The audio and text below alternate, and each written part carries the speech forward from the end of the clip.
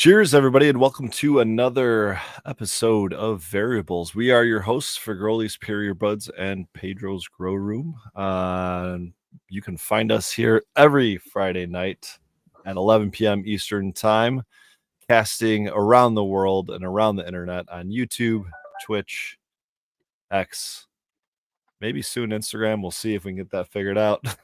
Right. And of course, you can find us live on those platforms, but as well as Spotify, Apple Podcasts, Google Podcasts, Amazon Music, wherever you get your old podcasts. Cheers, guys. We're gonna do a little just a quick episode tonight to kind of wrap the year up, talk about some things, things we did this year, some things we're looking forward to next year. But before we get there, Merry Christmas. Cheers, everybody. How are you guys doing? Yeah, cheers, everybody.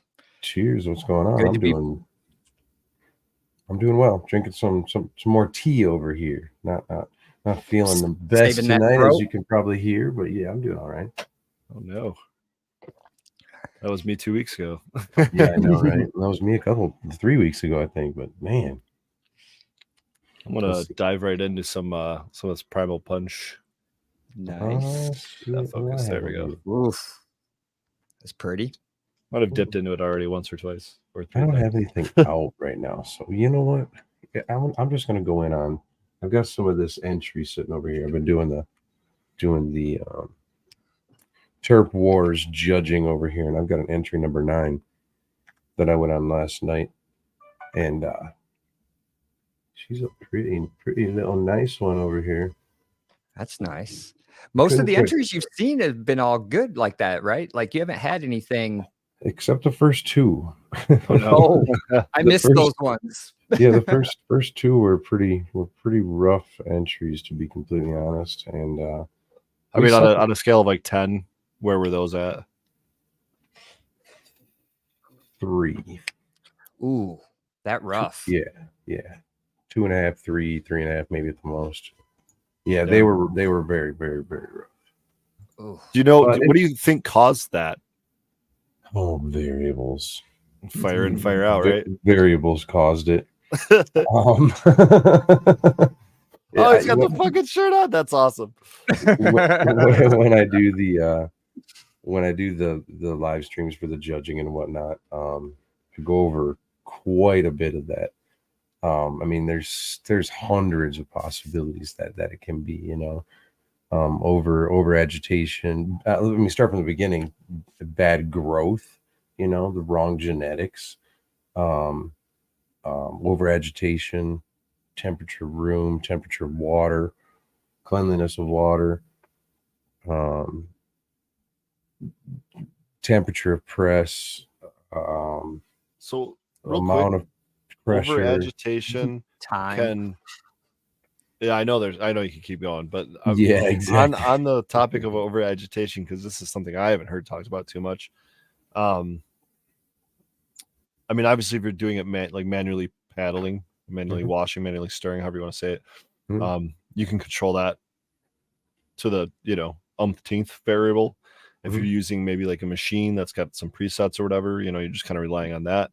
How do you know if you're over or maybe even under agitating, and what does that mean? Because obviously you're saying it means it could reduce the quality of your hash, and I think I know the reason why, but just in case our viewers don't, share that. And then what if we under agitate it? Do we get a higher quality, just a lower yield? Tell me about that too.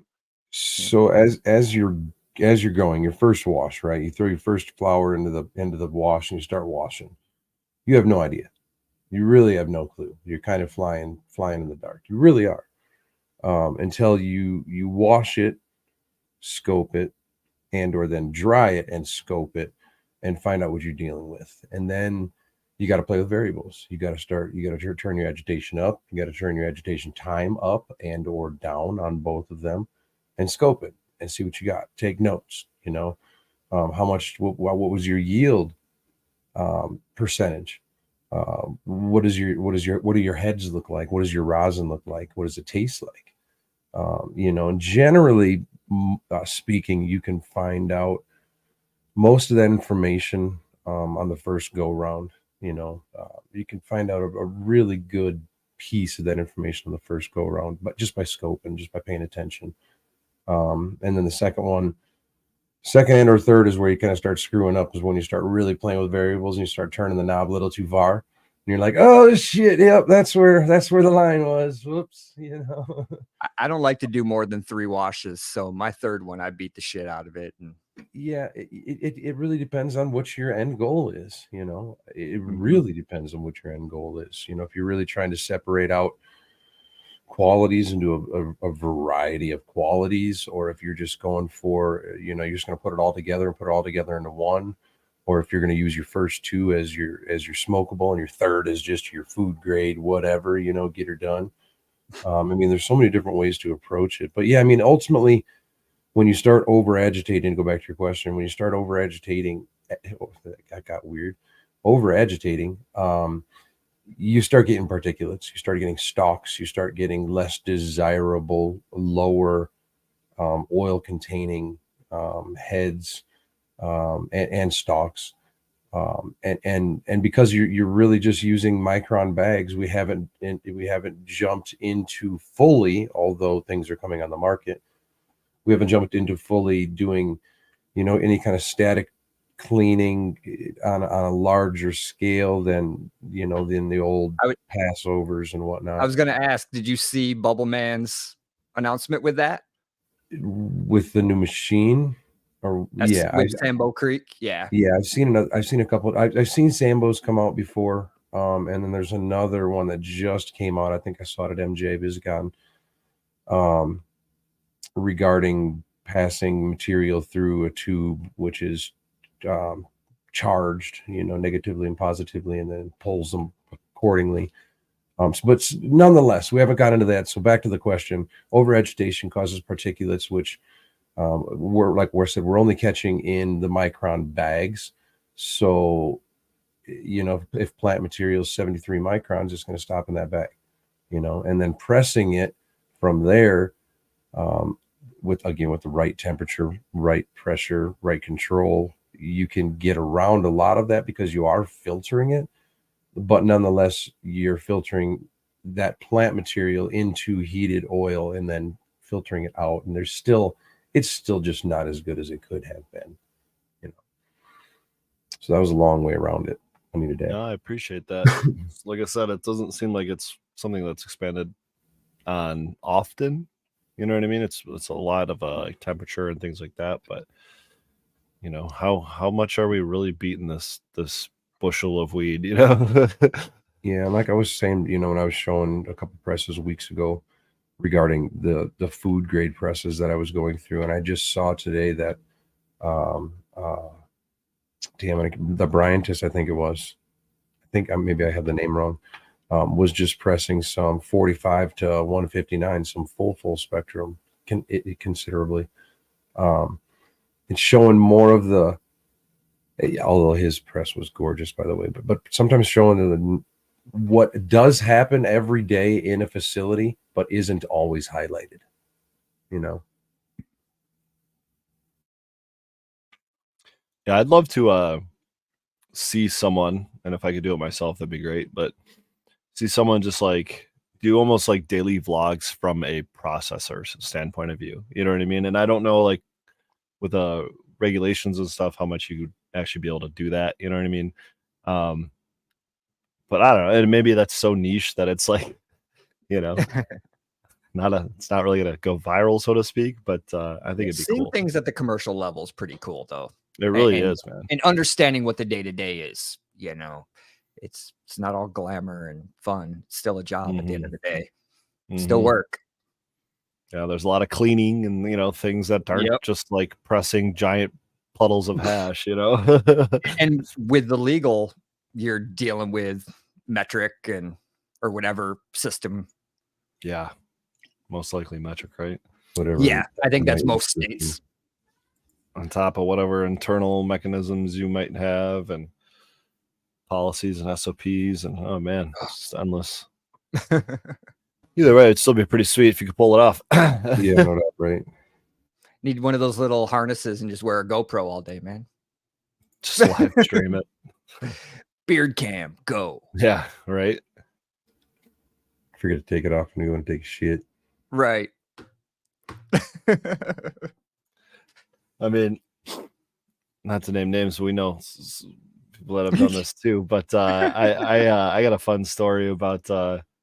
I heard a pastor one time was got done with his sermon, did his the whole service or whatever, hour plus long service, and in between services, people are filtering in and out for the next service, and he takes the time to go use the bathroom, runs to the bathroom, drops child, does his All thing. PA. Yeah, comes back and everyone's just like looking at him like absolutely horrified, white face, and he's kind of like, "What's going on?" And they're like, "Your mic's still on," and it clicked, Yeah.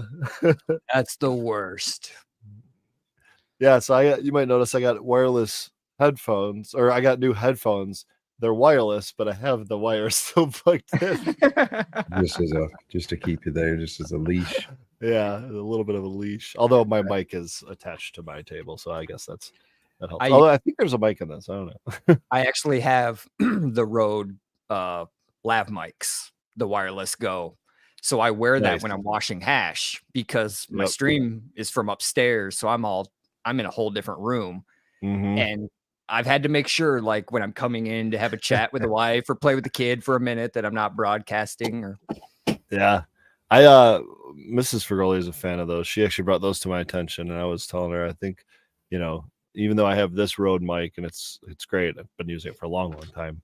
And even the Sennheiser headphones that I finally swapped out after like 5 or 6 years or something like that. I don't know how many, probably hundreds, if not maybe over 1,000 hours of streaming on those. But yeah, I was interested in the DJI version of it just because of the drones I have and stuff. I'm kind of already in that technology with the drones and I think theirs are a little cheaper too, and are they just as good a quality? Yeah, from the reviews I've seen, there's no comparison really. There's nothing different between them. Okay.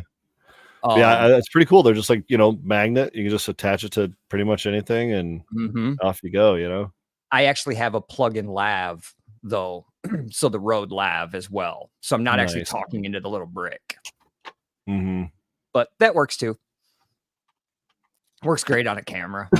Wait, so do those Rode mics attach? Can they attach to like a lapel? Yeah. Oh, okay. Yeah. Okay. Yeah. So here, I'll pull one out. They've got the clip on the back. Oh, the clip. Okay. Yeah. And just the little, and they've got little windscreens and everything. I was gonna say, does it come with a little windscreen attachment? Probably. Yeah, it's hard to get away with doing anything outdoors without, or in a grow room. You know what I mean? Right. Yeah, those fans. Even in a hash room with an AC going, like you just gotta have it. There's a lot of noises going on when you're processing. Doesn't matter. Hey, shout out Pedro. One of my fans, I guess, or Instagram friends, whatever you want to call it. So that today posted a video. He was watching, came up on his feed in Instagram, and it was this 2-year-old video of Pedro teaching everyone how to wash hash or make hash on Build-A-Soil's channel. And sure enough, there's a Fergoli sticker on the door in the background. And my buddy's just like zooming in on it. He's like, dude, I was just like, this thing auto playing. I'm listening here, just listen to this. And I look up and see your sticker in the background. And I'm like, instantly recognize that beard. I'm like, I think that's Pedro. But I'm watching. I'm like, I think it says Build-A-Soil. I'm like, oh, man, I know this makes sense. Right. It's all coming together now. I was trying to look over my door over here to see if you're on this door too. Next time I'll get you one of the you are on the old school board that's got stickers over stickers over stickers over there in the hall or in the entrance way to the studio. You both are on my fridge. On that tattoo life. My fridge is covered down here. I can't get the camera to point to it though. I do have one person, shout out Lone Dabber, who actually has my beard tattooed on them. Oh, no way. Yeah, he went that far. That's sick. He's good shit. One of my good followers. Went a little simpler tonight on the rigs, man. We went down to just a bubbler. Sexy little bubbler, of course. Pretty little rig. How do you feel about like something smaller like that versus like your kind of standard desktop rig? How do they hit? You know, is it like, what's the pros and cons?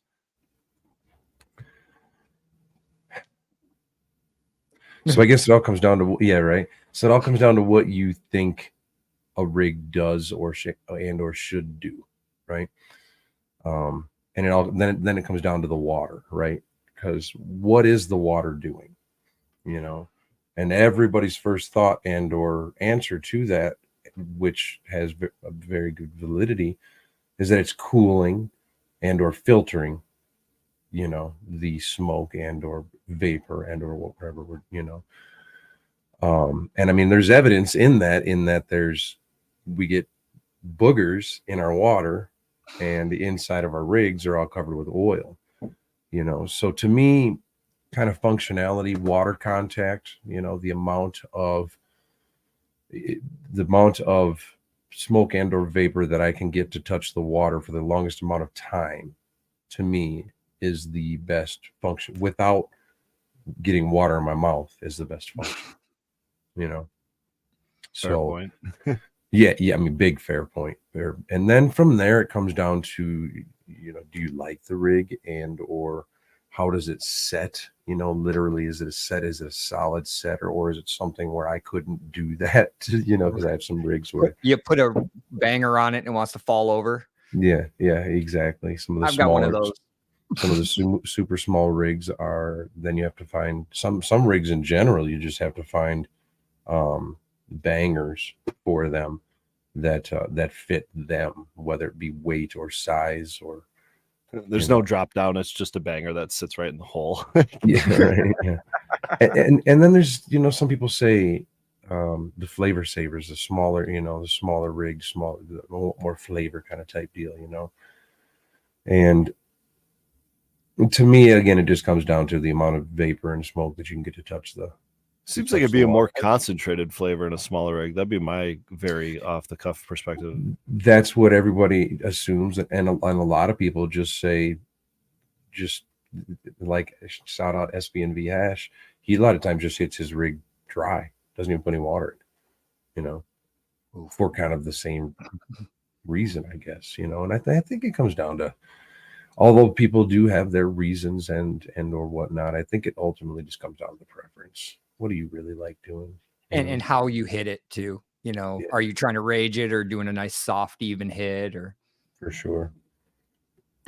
I think my favorite part, in terms of, I think this is I guess this is more form than function, really, but is having a dab rig that the mouthpiece is angled towards me if it's sitting on something.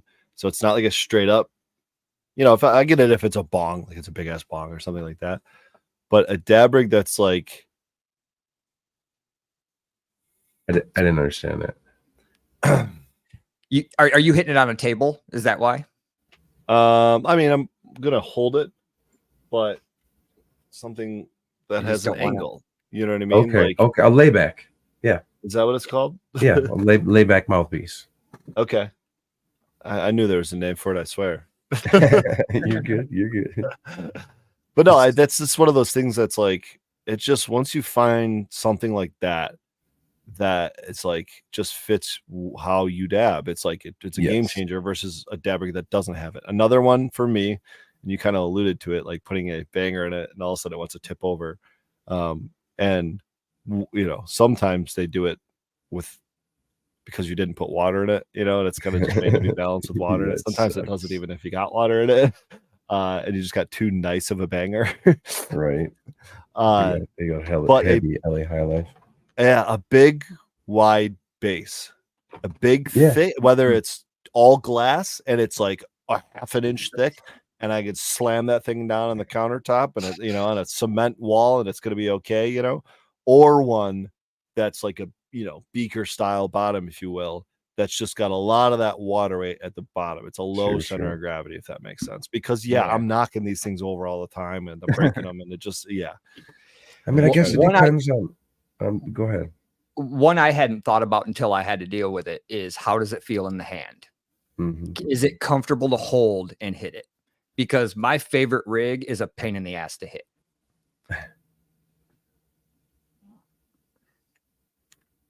Why is it a pain in the ass? Because your face is right over it. And there's drips everywhere. So there's not a comfortable way. Like, yeah, it's too artsy. You're afraid of snapping a drip off. The drips are a pain in the dick. They're sexy as shit. We had a red one, I believe, that was the same way. It's gorgeous. I love the rig, but I just don't hit it as much because I don't want to break it.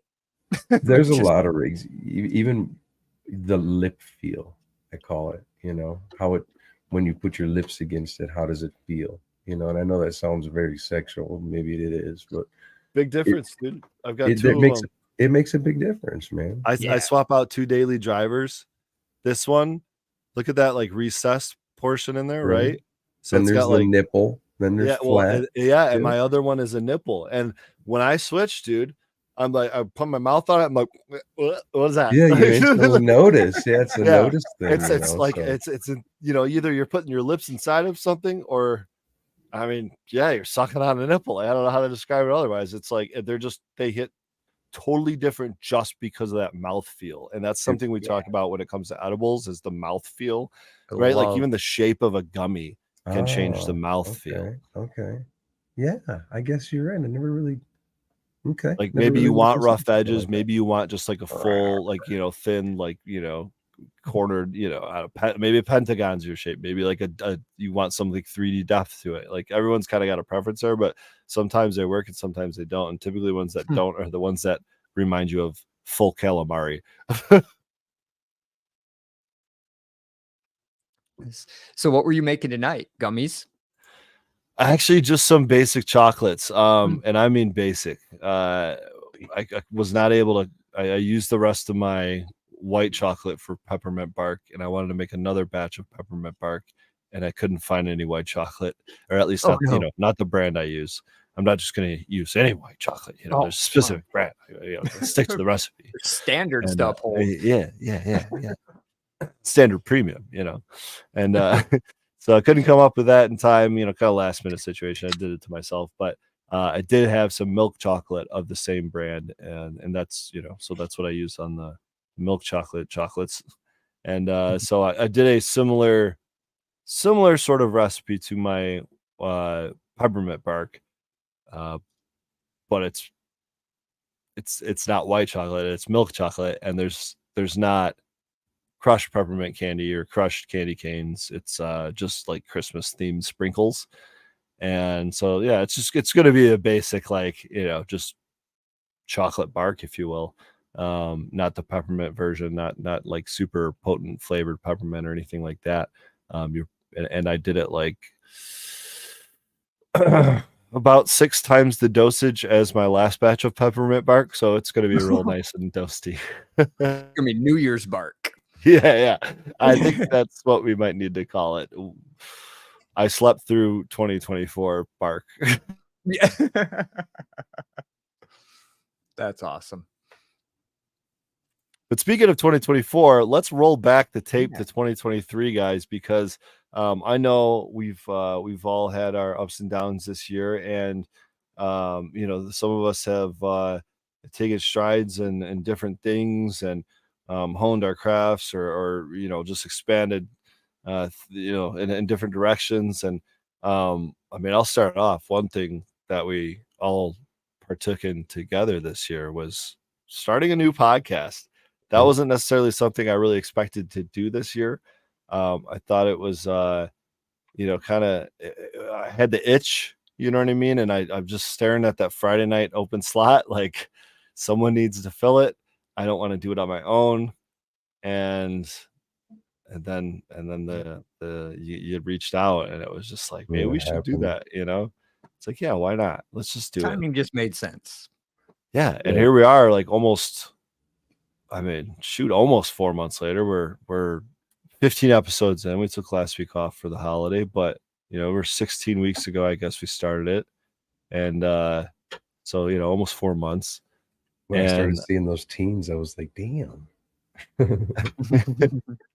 Yeah, I know. That's like, you never know if it's just going to be like a every once in a while thing. I mean, I didn't know if it was going to be every week thing. When we started Grow To, or not when we started Grow To, but I wasn't there for the very beginning. But when they reached out to me about joining Grow To, and Dago even tells the story, he's like, yeah, for all these, we reached out. He's like, yeah, well, maybe I'll do it every other week. It kind of depends on my time, like how much time I got. And sure as shit, like for 3 months in a row, I didn't miss an episode. Every Friday night I was there because it's just, I love this. I love podcasting, and I love talking about one of my passions, which is cannabis, and especially processing, extracting it, and just focusing on the medicinal value of it.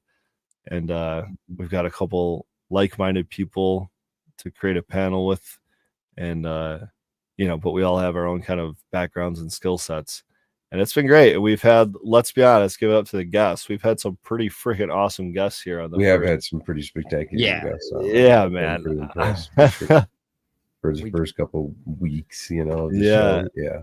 And we're already in touch. I don't want to drop any names, I don't think yet, but we've been in touch already with a few others that I'm excited to bring you guys in 2024, January, February, and beyond. But we should hopefully have some momentum going into 2024 and get some good things going. But this is no better time to, if you're watching this live, drop it in the comments, whether you're on Twitch, X, or YouTube. We'll see it in the back end. Let us know who you'd love to see on here. I'm already seeing them roll in. Yeah, and yeah, I mean, who else would you like to see on the Variables podcast? And it doesn't, I mean, we're kind of open to anything, guys. Like, we can kind of relate anything back to Hash. Let's be honest. Fuck, we had Harry Dabs on. I didn't realize he was processing at the time I reached out to him, but we had fucking Harry Dabs on. We thought that was gonna be a crazy episode, Yep. I mean, we had a freaking HVAC guy on. You know what I mean? Like, right. It could be equipment, it just growing, whatever it is. There's for sure. Big and or small people, it doesn't matter. Let's do it. It'd be fun. Yeah, but I think a big mix, a big eclectic mix is what we want to stick to. So we need a lot. We need what a lot it's about, right? The variables of it all, and it's like so many people doing different things out there. Just hearing all the different ways people are using the plant is just awesome. Absolutely. Yeah, and let's be honest, there's a lot of people benefiting off this plant that aren't benefiting from it by ingesting it. You know what I mean? A lot of people are benefiting it from selling it, from creating products that support the industry, from promoting it, maybe from training people. And I mean, think about even just it's broken into the university system now, where there's, degrees leading into it and stuff. Right. So it's got a long way to go, but it's kind of cool to see the steps that have been taken. Start. Yeah, it is definitely cool to see the progression. All right, I got a question for you guys, and I know Superior Buds he's done the research on this to some extent. When you say it's a start, you're right. It's an emerging market.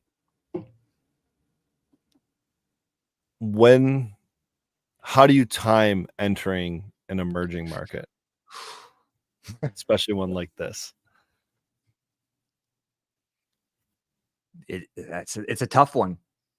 Like, when our market was emerging here in Michigan, we got hammered with COVID right after. And so it threw everything for a loop here. I think there was no blueprint for what happened in Michigan.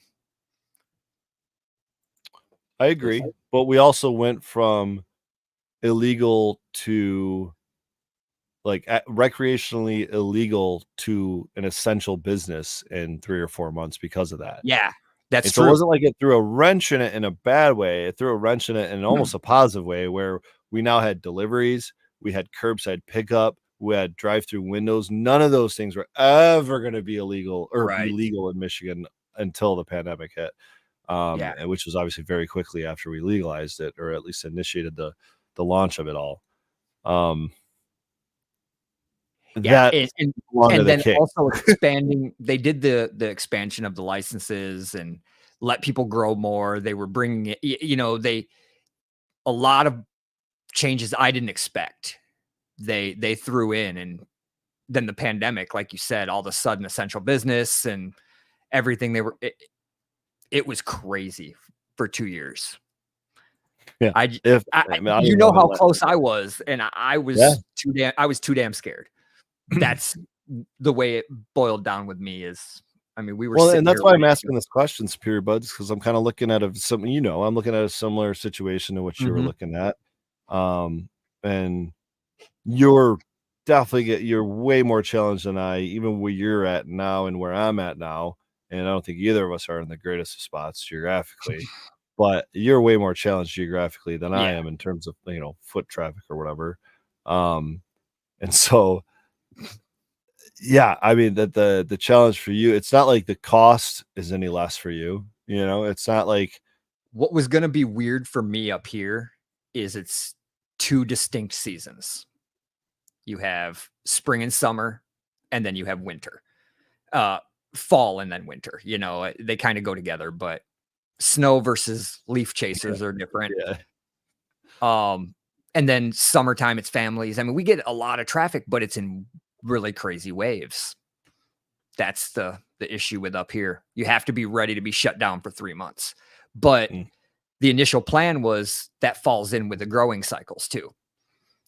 So if you're timing everything right, you're able to do the shutdown and weather the storm. But you just have to make up for it in margins, and then the margins kind of vanished.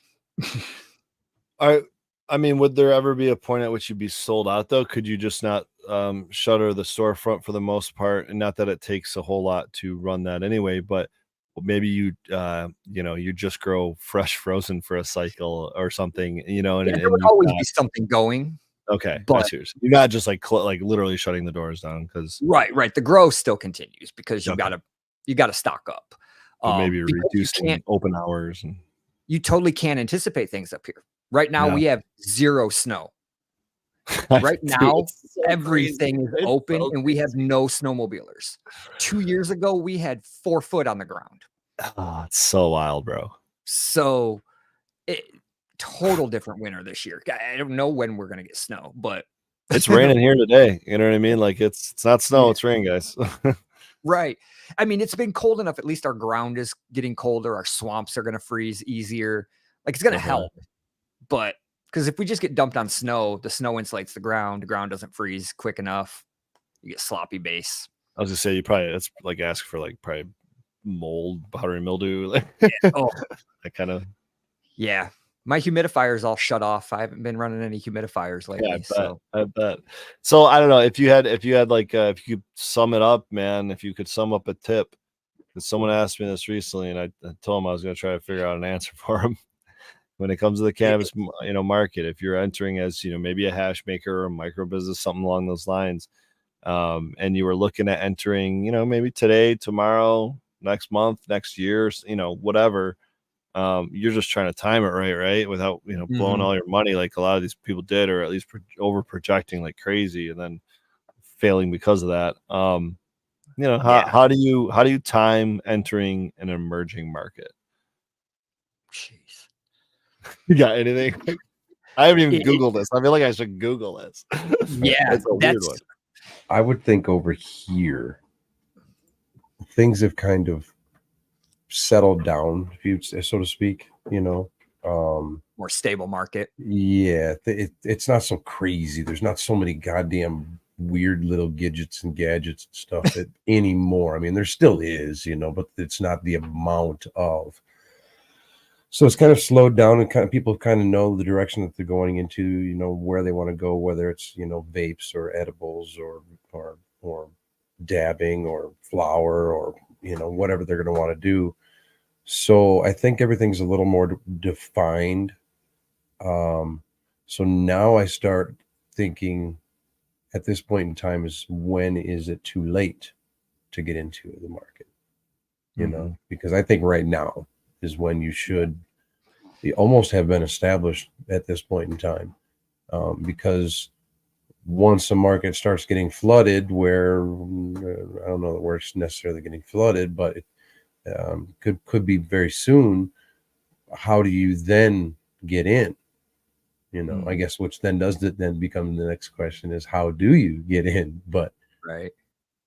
In your market, I think the biggest risk is probably interstate commerce, because your proximity to Oklahoma, and everybody and their brother, if you got a farm, you can just grow. like just go for it. That would be my biggest worry in that area is just, but as a processor, that's not a bad thing. That's just, I think that's actually a good point too, is opening for sales to the consumer versus being a middleman. I think that's part of where's the risk, right? If you're trying to do everything like the micro business here, where you grow, you process, you sell, that's a bigger risk than if you can just be a third-party processor. Also, whenever because it's bigger risk, bigger reward. Yeah, well, no, it's an old adage. During a gold rush, sell shovels, right? You don't mine gold, you sell the shovels. Right. So be a lawyer, sell LED lights, do something like that. Be a middleman to everybody who needs you. Now, I wouldn't even say LEDs, but like hash is a good one because you're not the grower. You don't have to get rid of your product. Your product moves through you. But that's only if you're, doing that toll work. If you're trying to do something like you or I, where it's right, yeah, single source, right. The micro business is a different. Well, even if it's that single source, even if you're paying someone to grow it for you, right, and you're buying that directly from them, and then branding it under your own because you've sourced this material specifically for it, right? Right. That's not single source, but if it's good enough, you're willing to slap your brand on it, right? I got you. That's a lot different than like Bubbleman said on, I don't think it was this show. I think it might have been on, I think it was either on this show or on GML's podcast. I said something along the lines of wanting to start my own processing, and having my brand, putting it out there, blah, blah, blah.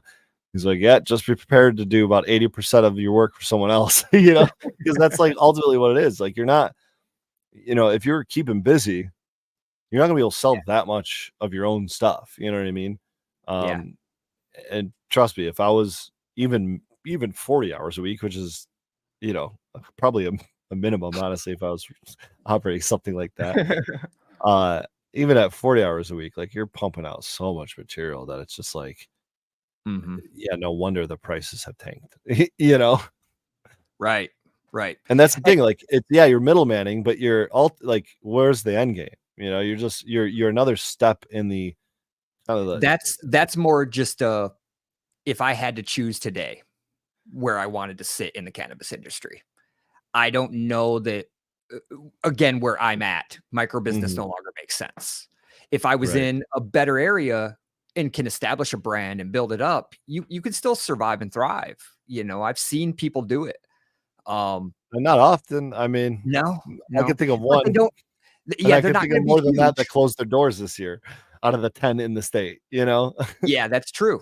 And it goes back one to of them was the only one in the UP, man. Like, yeah, they were in a rough spot too, though. I mean, they were surrounded. There's loom, there's fire, for sure. I mean, all of them are everywhere up here, and you can't beat their prices. And up here, money's not as strong as it is downstate. So not. So you gotta the $5 deals look pretty good for the dabs for a lot of people. Oh, God. So that leads me into one of the few points I wrote down about 2023, and that is we watched an incredible shift and really a decline in the broader market. And I think we went over that report from LeafLink or whoever it was that showed, just massive double-digit percentage drops in pricing. Now, that doesn't mean the volume is going down at all. And actually, the overall sales revenue is going up month to month, breaking records here in Michigan. But the prices are still continuing to drop.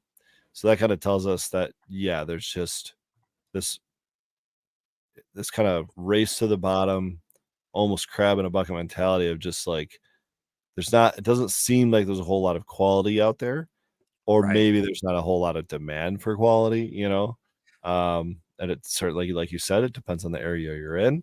And so bringing it back to that micro business model, especially, or even if you're doing it with a stacked license of being a grower, processor, and retailer all in the same property, like you better be in the right spot, getting the right amount of traffic. Right. And you got to be cautious because the micro business, are they still at the 150 limit or did they end up raising it?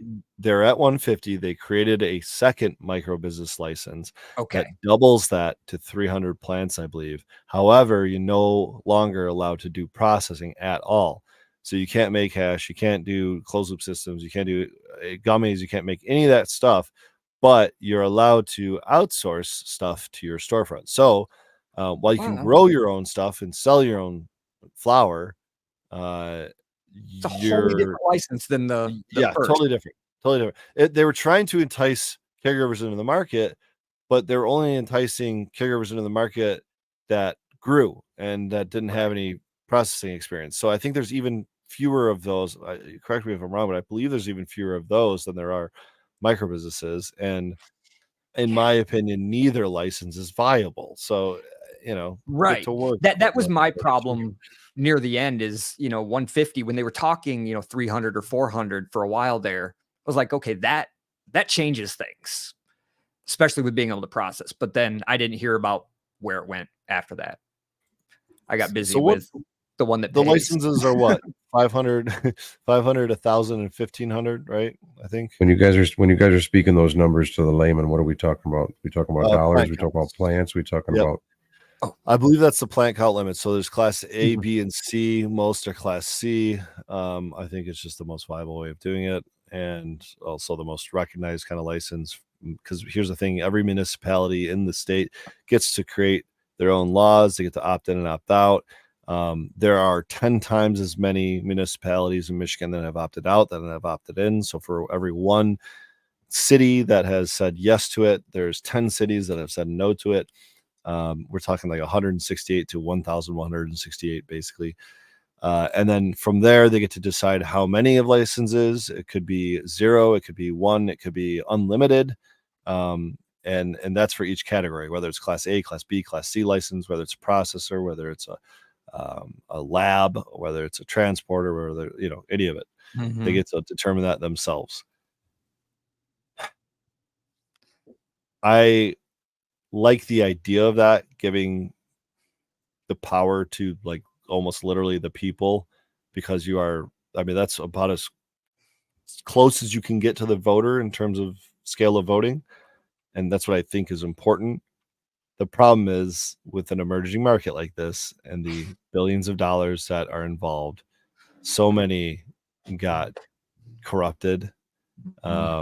There's too many bribes and money being pushed around behind the scenes. People have been caught. People have been charged. People have been convicted. There's been some I don't know. Convictions lately. I don't know how many people have gone to jail yet, but yeah. But yeah, man, it's just like it's one of those things where like I'm sitting over here like really been trying to do the right thing and just do it right for a decade now. And it doesn't seem like they've ever given someone like me an opportunity to enter the market. And it seems like now they don't even give a shit. Yeah. I almost feel like what Pedro's saying, their market is stabilizing out there. At some point, we're going to have the system has to equalize. It can't, not everyone's going to buy $5 dabs, right? Some people want the higher quality and are going to pay for it. So that's where your craft type stuff, but they've just got to get the licenses freed up of all these other people. We need, I hate to say it, but we need some of these fly by night businesses just to kind of fail and go away and consolidate down to, okay, you have your Walmarts, your Budweiser out there, and then let all the craft people pop up and actually thrive. It's been happening in Michigan, and I think in 2022, I think in 2022, I was like, oh, this could be the year of the mergers and acquisitions of cannabis industry, and I think it started then, but I think it really started actually started happening this year, and we're seeing it at the national scale as well. A lot of these, Curaleaf type MSOs that are pulling out state by state, moving their investments to other states like Florida, or where they can kind of have a more dominant share of the market. And that's all fine and dandy. Who knows? Maybe in 2 years it'll change there too. But I think they just gotta let people play ball, man. This is literally something that anyone can do in their backyard, anyone can do on their deck, anyone can do in their closet. Like, and it doesn't take that much of an investment to get started and at least give it a an honest try. You know what I mean? And probably come up with at least a few ounces on the other side, if nothing else. You know. Yeah, and WW Dubs mentions it's a $40,000 license to make concentrates in Michigan. It was more than that. I think they started off at 60,000. I think it might even be less than 40 now. But the big licenses are not cheap, and dude, not that's just the license fee. Yeah, that doesn't include capital requirements, build out, everything else you need No more around capital requirements, but no, they got rid of those a while ago. But you know, you're talking $500,000 in equipment, regardless whether whatever license you're doing. That's pretty much to do it scale for sure.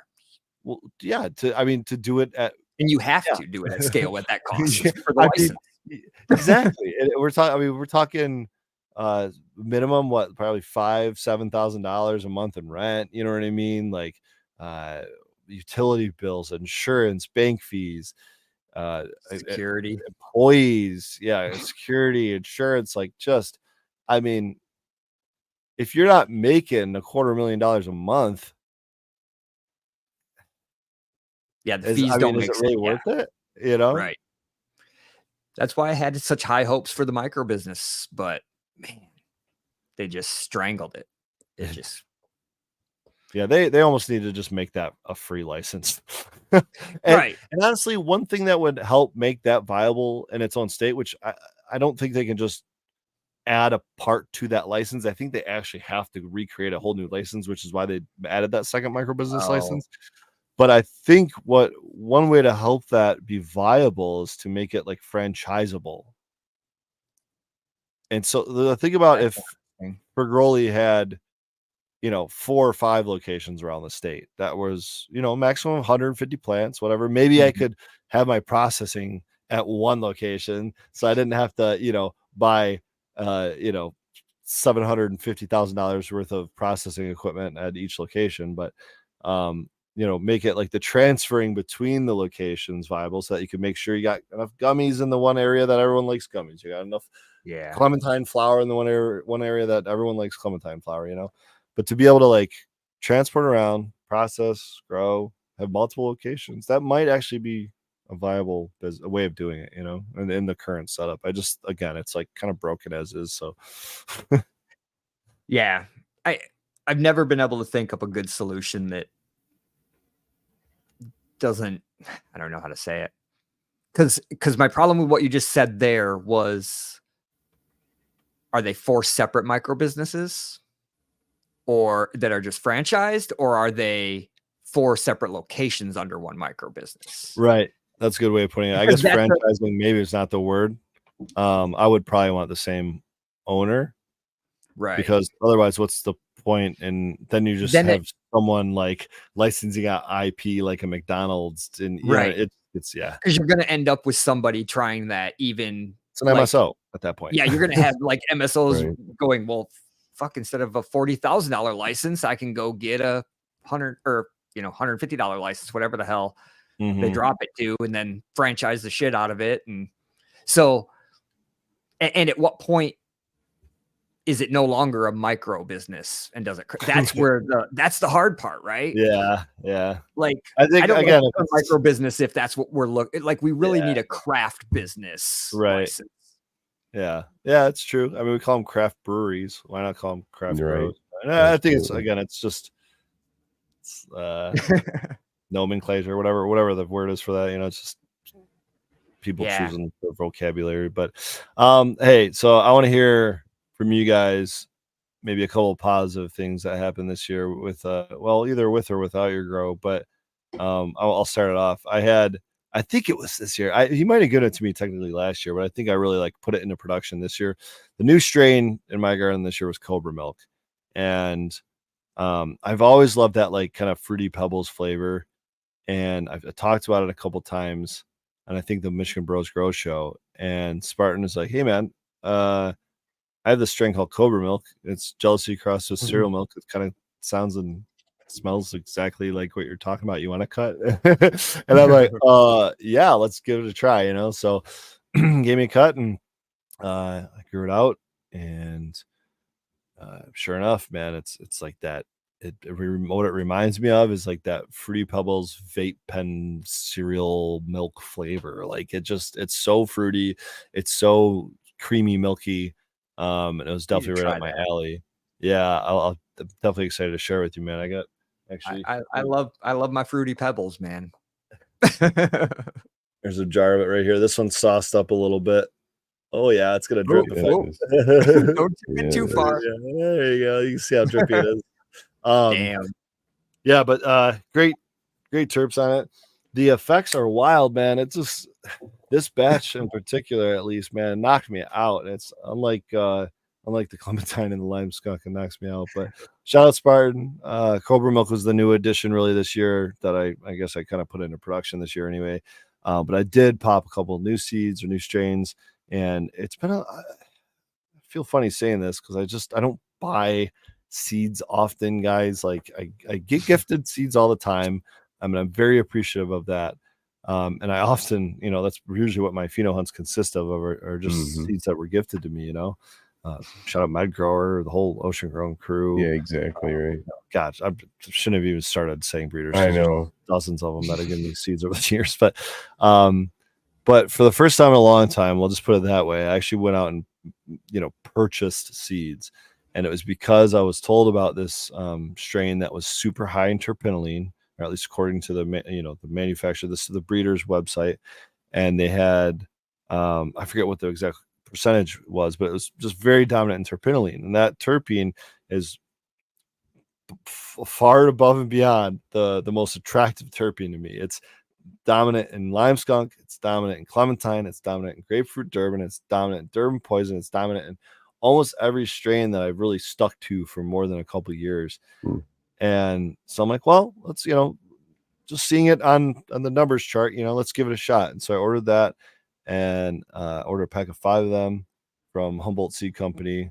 That's called Raspberry Parfait, and all 5 have germinated. All 5 are on, you know, multiple sets of leaves now. They've been, you know, transplanted from the old Jiffy, you know, peat thing, not Jiffy, but their Root Riot cube.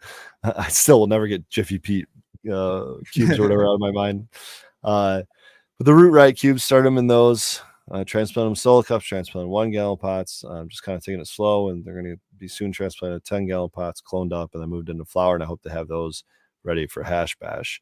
But very excited about that strain. And of course, on top of that, at the same time, I ordered the Squirt, which is supposed to be very much like a grapefruit flavor, which, again, grapefruit Durban. I missed that strain immensely. It was one of the most kind of, if we're talking sativa, quote unquote, you know, leaners, and like it's something that leans that way and gives you those effects. There he is, Spartan Grown, in chat right now. Shout him out.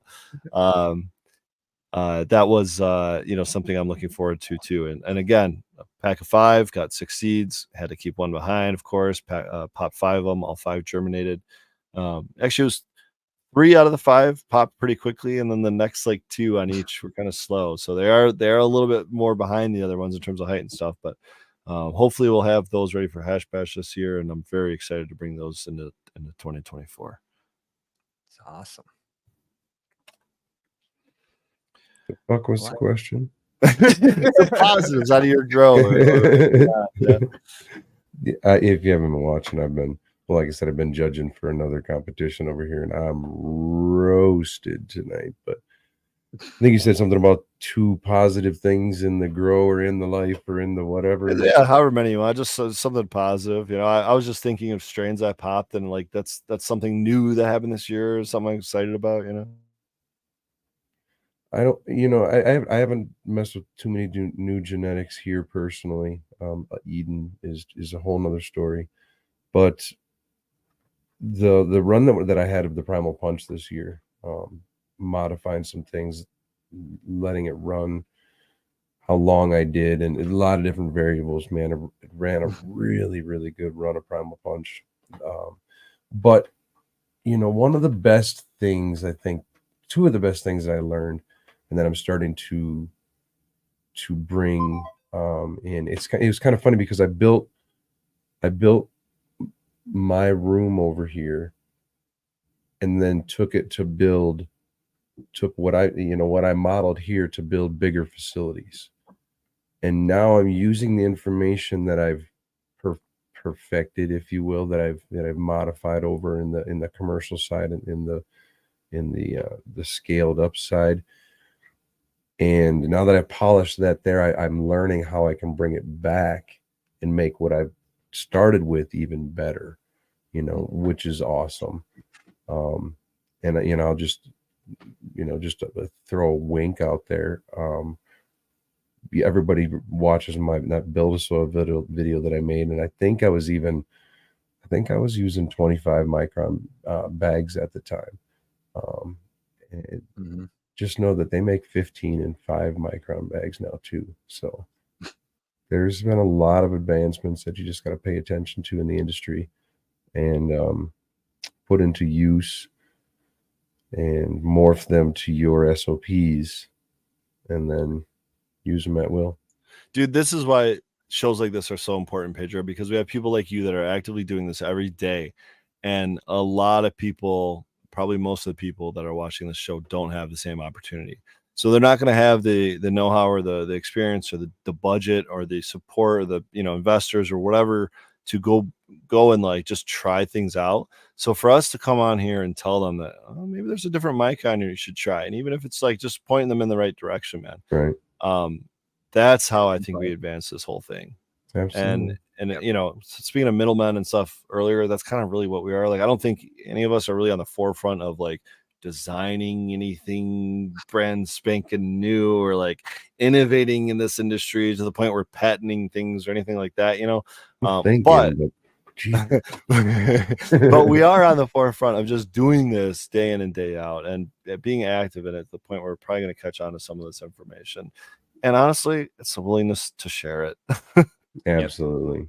That's kind of why I became who I am, was the willingness to share. That build a soil video you referred to earlier, countless amount of times I've heard how many people or heard messages from people that have seen the video, watched the video multiple times, have learned this, learned that, and it's been a cool shout out. So it's like 600,000 views or something like that, man. It's like, yeah. Oh shit! Thanks. That's like literally like 1,000 every day since it's been out. That's fucking crazy. Now you blipped me. I don't even know.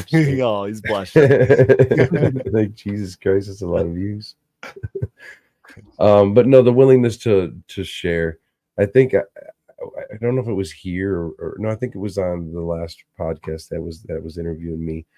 I had at that point in time, even though I didn't know what that video was going to turn into, I had a choice at that point in time to be like, no, I'm not going to share. I'm going to kind of, block and leave that door closed and, or bring Jeremy and his production crew in at the time to film this and explain it, and to ultimately what my decision was to teach the home grower, the person who's going to go at home and who's going to follow the rules and going to grow 6 plants, and going to harvest them, dry them, and then, man, I've got this. This is all I've got. What can I do with it? And I gave him an option. And then, like I did the first time, when you talk about making the hash the first time, you're throwing this in a bucket of water. It's like, fuck, dude. Mm-hmm. So you kind of got to know what you're doing. So I made the decision to teach the average person to do what I do. And then for those of them that have watched me and followed me over the years, have seen it grow into the different techniques and the different things that we've changed it into over the years. That's kind of where I was at with the actually it's funny because while my best value of X, like closed loop system series, it was a 12th part. I think YouTube deleted a few of them, but that series definitely has like the most views on my channel. It's actually the video titled "How and Where to Clone a Cannabis Plant" that has over 250,000 views. Oh shit! And it's just because A, that was the title. That's what a Yep. lot of people are Googling, you know, Yep. and Right. B, it's like 2.5 minutes long. And so Yeah, you don't have to sit quick there one. and go through 7 minutes of this guy's reason why he's growing this one plant and the media he's growing in and the pot size he chooses, and check out these new lights he's got from this sponsor and blah, blah, blah, blah, you know. And then, 7, 8, 9 minutes in, he's going to tell us over the course of 30 seconds how and why to clone or top a cannabis plant, you know. So it was just literally that simple, I think, is why that one blew up. But it's like, it's just a daily reminder seeing comments on that video like, oh yeah, like, this is what they need. They just need the simple facts of like, this is what we do and this is why we do it, you know, and this is why it's the optimal way of doing it, you know. And that's going back to the closed loop system video. That's like really what I try to do with that. I took my time to write a script, sit behind this mic and record a script in addition to a video, put them, edit them together and just have something not necessarily short, but not long, that was just clear and concise. And, for lack of better terminology, I say this all the time, like explain it to me like I'm a fifth grader. You know what I mean? Like I want everybody to be able to understand this. Yeah. And it's a lot of it is safety concerns too. So I don't want it to be confusing. If this is something you're going to partake in or undertake, like I want you to do it right too. And I don't want to be the sole source of info, but I want to be a good source of info. So absolutely. Superior Buds, what about you, man? Something tells me like there's some equipment or something that like came in, something you're excited about. Got a box in the back room. No, this year's all been, about the rebuild and trying to take the lessons learned from big commercial automated facilities and bring it down to the home scale. Things that we just don't have access to. I'm not buying a $25,000 chilled washing machine, but I threw one together for $2,000. So it's just interesting. It's lots of fun, lots of new skills this year, which was the best part of the rebuild. I think when I started this, I'd never done drywall. I have done more fucking drywall in the past year than I ever want to do again. But lots of building, lots of figuring shit out. Just, it's been fun. I love the solving problems. And there's just, my ultimate goal is control the variables I can, track the ones I can't. So that's where we're going to be. I'm bringing the veg tent back up here very, very soon.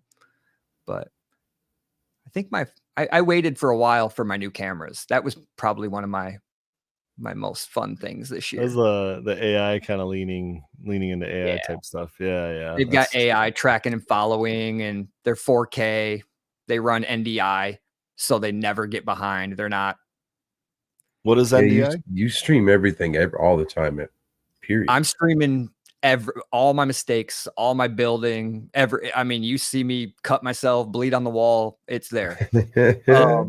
So we're live 24/7. You get to see me every now and then. You'll see the boy baby come running out and playing with his trucks while I'm cutting PVC but where else, guys? Where else? Budsy's ass crack. Wait, is there an OnlyFans in this? Yeah, no, that's just for the feet pics. Okay. That's just feet. Sorry. Bust the dogs out every once in a while. You see them in some Crocs, and you're like, "Ooh, boy!" Yep. No, I've got very specific grow room shoes. I changed. I mean, they're Crocs, right? No, they're. Well, you're doing it wrong. I know. I need something I can hose off, right? Crocs. They're Crocs. Yeah. Man, there's been this Croc fucking conversation so much lately. What's going on? I have. That's what I'm excited about. For Christmas, we each kind of, the wife and I were thinking along the same lines. So I got her a macro lens for her camera. She got me a microscope. So nice. So we're going to be posting some fun stuff with what's the stats on that macro lens? I know more about that than I do a microscope. You want to hand it to me? It's a 60 millimeter, I want to say. Canon? Right there. No, she's a what's your camera? Fuji. Oh, okay. She's got the X-T30. As long as she didn't say Nikon. No, I'm just kidding. No, so it's the 2.4, nice. 39 millimeter. Okay. So the next thing will be an extension tube, and going on from there. There's like 4 more pieces you could add to this. Yeah, it's never ending. It's like a car. It's like a house. Like it's a beautiful hobby. This will be a fun start though for it. It'll be interesting. She got a good tripod. Yeah, I've used the little handheld USB microscopes, to check out my hash before. The quality's not great, and I don't have stable ass hands like that. So that's what I was asking about a tripod, because you start doing anything macro, it's like it has to be still. And you honestly, pro tip for those of you guys out there that are taking those photographs, or even honestly any photograph, set the timer, especially with like a DSLR. Phone's a little different because you're capturing it digitally or whatever, but with like a DSLR lens, like there's some actual vibration to the camera body, not the lens, but the camera body. And you're gonna have a little motion if you're holding it. You're gonna have a little motion from that. If you even from clicking the button, you're gonna have a little motion. So the best thing to do is, yeah, there you go. That's a good, probably the best way, because even setting that timer and then walking away, even that thing on the tripod could be moving. Like it depends on how good of a tripod you have. There's so many variables when it comes to taking a photograph. Trying to take a picture in the flower room is the worst, because there's air, so I kill all the fans. Yeah, you have to. You almost have to get a good photo in the room. Like, and I like the Vader trick of having like the light reflector right there, just to block out some of that, like, well, at the time, harsh HPS light. Like, yep, a lot of us are using beautiful white spectrum LEDs now, but I do have a set of filters for one of my AI cameras, but I haven't tested it yet. So we'll see. That one actually has a full actual lens on it. So a Sony lens on the cameras. Ouch. Well, guys, I've got one more positive thing to share. This is where I'm going to end it for myself. And this year I had I celebrated with the birth of my son. And I think that's congratulations. Yeah, pretty amazing thing, pretty exciting thing. Cool thing. He is a massive boy. Even not even 9 months old yet. Well, shoot, even at like 6 months old, he was wearing 12-month clothes, and at like eight and a half months, whatever he is now, he's wearing like 18-month clothes. And Spartan. Yes, I had a birth. I birthed a child. But no, it was something, very happy about. Certainly, one of the things that made my year. It's pretty sweet. So I just pretty damn cool thing. Yeah, just wanted I wanted to end on that note. I'll feel you guys feel free to share what you guys want to share to end here of the 2024. But hey, from me, Merry Christmas, Happy New Year's, guys. Yeah, I don't think I have a hell of a lot more to share. I guess one of the things that I missed out was how big and fast this damn glass business and glass cabinet has been growing over the last year. So that's kind of a pretty cool thing as well. But other than that, no, I don't have anything else to add. And I'm high as all hell. So stay there and keep smiling. Life of a judge. Right. Merry Christmas, Happy New Year. Budsy, what you got? We had a great year with the main company. Business is better than we could have ever imagined. We've gone beyond anything we could have ever thought. So it's taken me away from a lot, that, and keeping up with a 3-year-old at my age is rough. So, but it's rough no matter what your age is, bro. Yeah, a little Energizer just goes, but he's awesome. He's been fun. It's fun to watch, and being up here in the UP, it's the best place for him. He just runs the woods, Oh, yeah. So yeah, that's about it for me. Oh yeah. Well, cheers, guys. Make sure year. Yeah, make sure you find us, on all those channels. Give it a thumbs up, subscribe, throw a comment below if you're watching this later, and cheers. Yeah, I'm excited to see who we're gonna see on the show next year. Plenty more episodes to come.